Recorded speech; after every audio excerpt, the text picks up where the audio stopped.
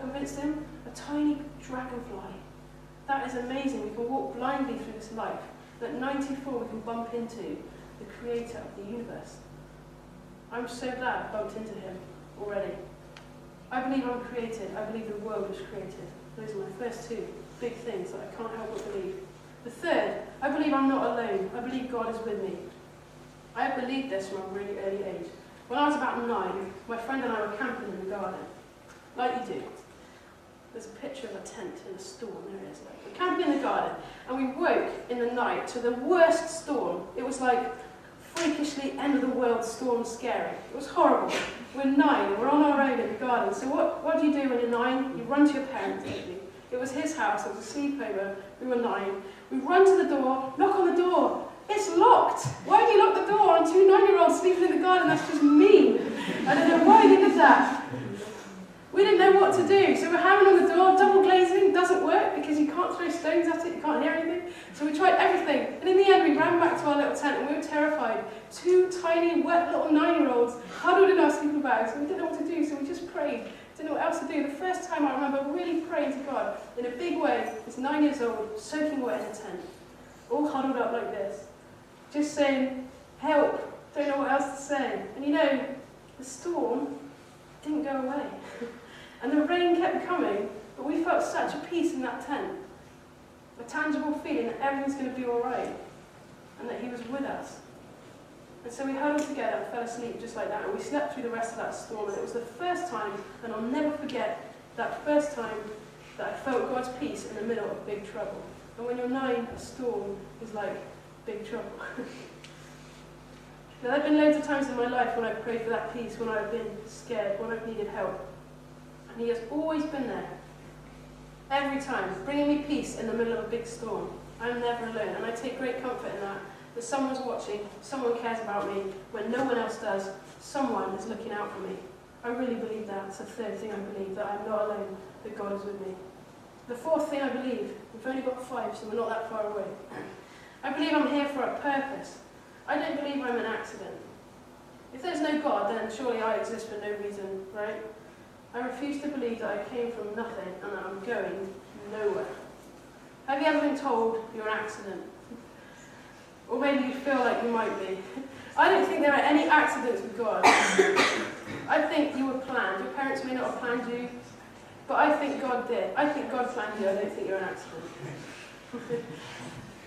You know, I think he gives us all something to be passionate about in this life. I think he gives us some gifts and a purpose on this earth. You're gifted at something. You're not an accident. And it's one of the things I find amazing about God, that he designed us all so differently with a purpose. We've got a plan. We're here for a reason. What are you passionate about? What are you good at? He wants you to use that. Your life is going somewhere. You know, in Jeremiah it says, "For I know the plans I have for you, declares the Lord, plans to prosper and not to harm you, plans to give you a hope and a future." I believe that God has given you a plan and a hope and a future. Because a future without hope is quite scary. And that brings me on to point number 5. I believe that when we die, it's not the end. I believe there's a heaven. I believe there's more to life than this. I just can't see that when we die, we go nowhere. I just can't see that that's it. We're done. And we're going to watch something in a minute that talks a bit more about that. Those are the things that I believe at the core of me. I believe, 1, I'm created. I believe, 2, that the world was created. I believe I'm not alone. I believe I'm here for a reason. And I believe that there is life after death. You know, sometimes in life we're going along fine, aren't we? It's all good. And then out of the blue we get rocked by a situation. Something really difficult happens. We go through a big crisis. And we discover what lies at the middle of us. A few years ago, I was going through life all fine. It was all good. We just got married, happy days. And then a friend of ours randomly died very suddenly, tragically. And it rocked me to the absolute core, to the centre of me. And honestly, I could not understand it or get my head around it. I just had so many questions. It ripped everything apart in me and brought me right to a crisis of belief. What on earth do I believe? How can there be a God when things like this happen? Why? I don't get it. I'm completely lost. That's how I felt, full of massive doubt. And I asked I asked him so many times for answers in that time. And what did I find in the middle of that? I found a really big God. He brought me peace in the middle of that big trouble. I've never felt such peace than at that time. He was there for me, and he gave me a hope that death is not the end, but that's not it. No, I didn't find all the answers, and I won't find all the answers until I get there, till I die, and find out where I'm going. But at the core of me, I know I'm not alone. I do. And I have a purpose, and I don't think death is the end. And that's what I believe. So if somebody asks me, you still believe in that? Then I say, yeah, I still believe in that. And yeah, Christmas is an amazing thing to celebrate. It's the most amazing thing. God came to the earth to rescue me. That's amazing. It says in Matthew in the Bible, ask and it will be given to you, seek and you'll find, knock and the door will be open to you. No one can tell you what to believe. No one can force it on you to make you believe anything.